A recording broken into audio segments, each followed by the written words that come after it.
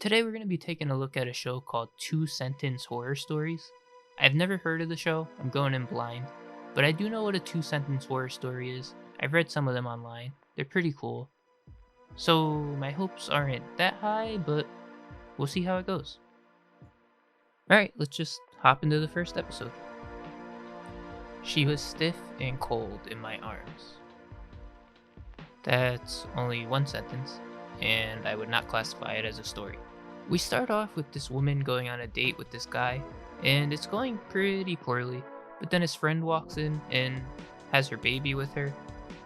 Apparently him holding the baby impresses the woman. I don't really know why. But afterwards, when she's at home, she sings a song about it to her own baby.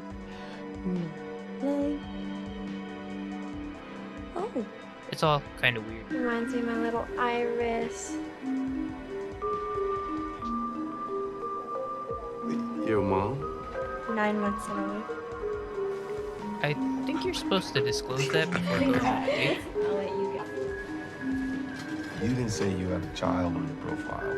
Red It's flag. usually not the most attractive. She sends him a text after the date, but she uses autocorrect and debates how many exclamation points to use because this show is hip and relatable, like us. That is a strange bedroom for a grown man.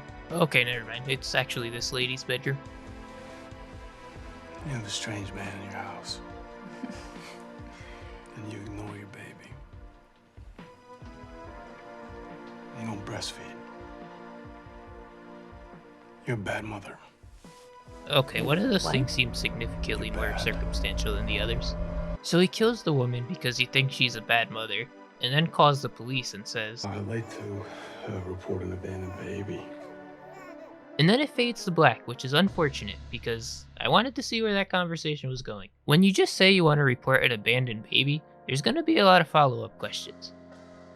How do you know it's abandoned? You were in the house? Why were you in the house? Why didn't you mention the dead body that's also in the house and seems like a much more pressing issue? I don't want to help out any prospective mommy murderers, but he would have been better off saying he heard the baby crying and thinks it's alone or something like that.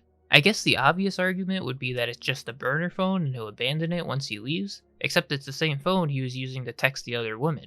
So maybe he wrote down her contact info and just started texting her from another phone after this incident, but that's in no way implied. I'm probably overthinking this, so let's move on. How is Iris? You'll have to bring her in soon. Soon. I just worry about her with new people. So based on the one sentence given to us at the start, and the fact that they haven't actually shown the baby, I'm gonna assume the baby's dead. My ex wasn't ready to have kids, and I kept miscarrying. Yep, that is a dead baby. I never knew my father. And my mother wasn't exactly, the best mom ever.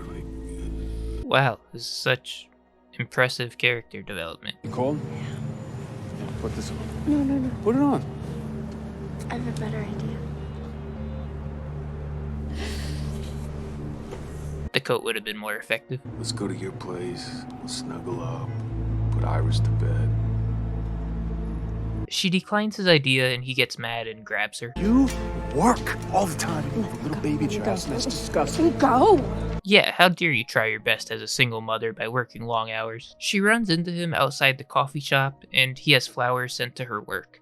But pretty much a whole lot of nothing goes on for a few minutes here. It's come to my attention that we have heard the baby cry. So I guess it is alive. I still have my doubts. Okay, bear with me for a second while I break down how dumb this next part is. And I'm not editing this at all, this is exactly how it plays.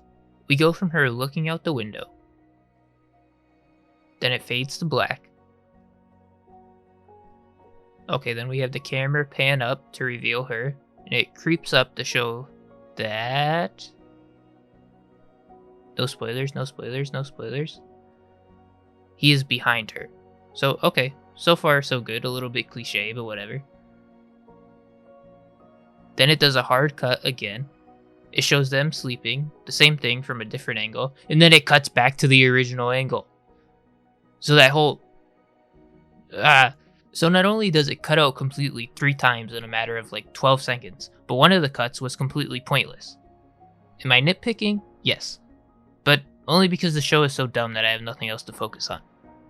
Anywho, He gives her a little rant about how she's a bad mom and starts dragging her downstairs. Yeah, I'm gonna need an instant replay of that knockout. Wow, you can really hear the impact. He approaches the crib and reveals that the baby is actually a doll. And the crying we heard was just in the woman's head. Kind of cheating, but okay. She stabs crackhead Chris Pratt with some scissors and grabs her artificial baby from the floor. What are the doll parts supposed to signify?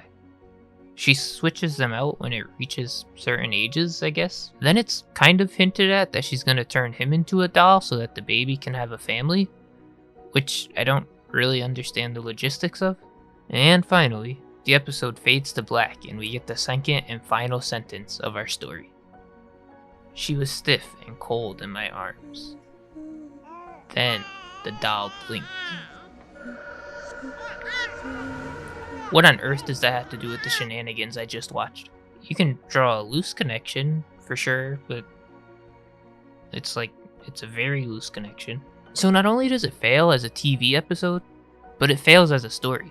If you've never read any two-sentence horror stories, generally the first sentence is innocent on its own, and the second sentence will do something that makes the first scary in context, usually by subverting expectations.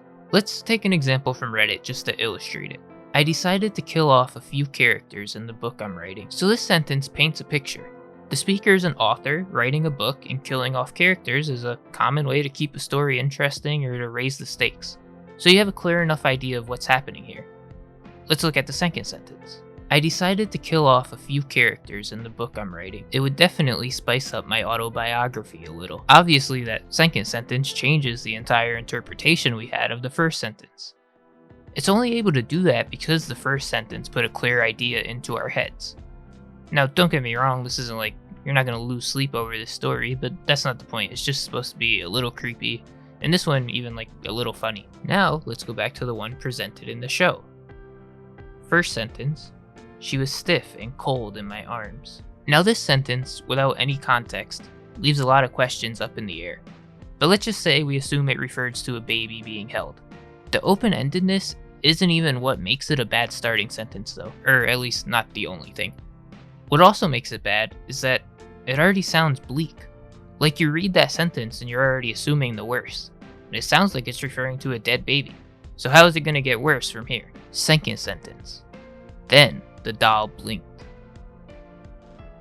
The more I look at this, the more the second sentence just seems completely detached from the first. Like what direct impact does that have on the first sentence?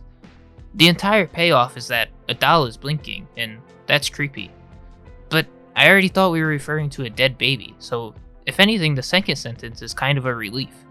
And anyway, I'm like 90% sure they make dolls that can blink. Basically, the first sentence set the whole thing up for failure by being too dark and ominous, but then the second sentence dropped the ball as well by not playing off the first in any creative or clever way. Hopefully I explained that well enough, but even if I didn't, I'm sure you can see that their story was dumb regardless. In conclusion, that was some of the worst television I've ever watched. Let's watch another episode. I felt my skin crawl. I can already tell this one's gonna have the same issues as the last one. I've never been to an office party, but I am doubtful that this is a realistic representation.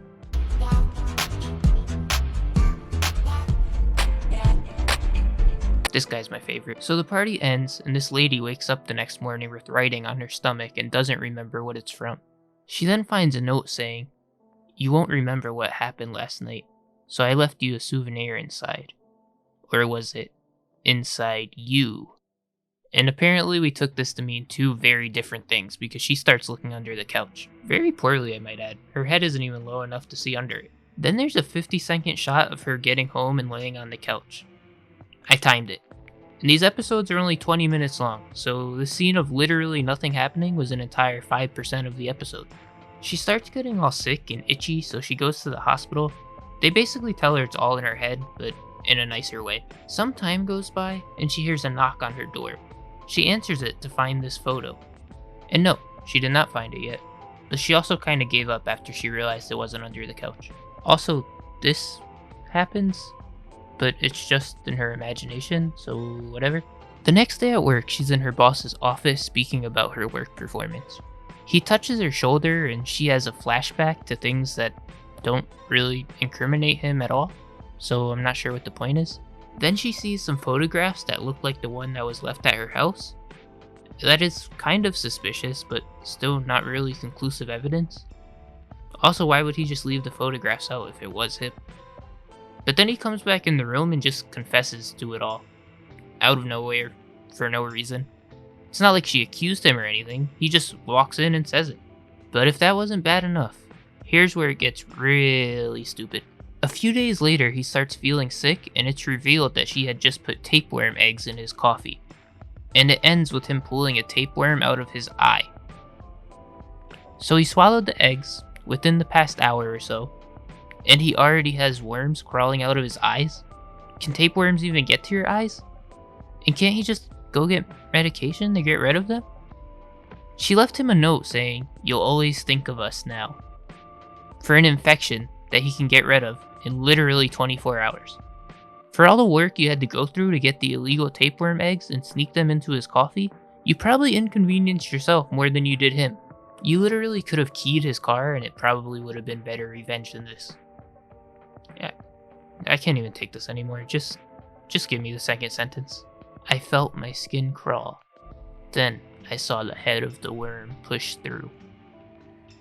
Okay, so apparently they just have no idea how these are supposed to work. This show sucks. Really bad. Is that going to stop me from watching more of it? I don't know yet, but it's going to stop me from watching more of it for now. So goodbye. Thank you for watching the video. If you enjoyed it, be sure to like, comment, and subscribe for more videos just like this one. But more importantly, remember to prosper and be the best person that you can be. Thank you.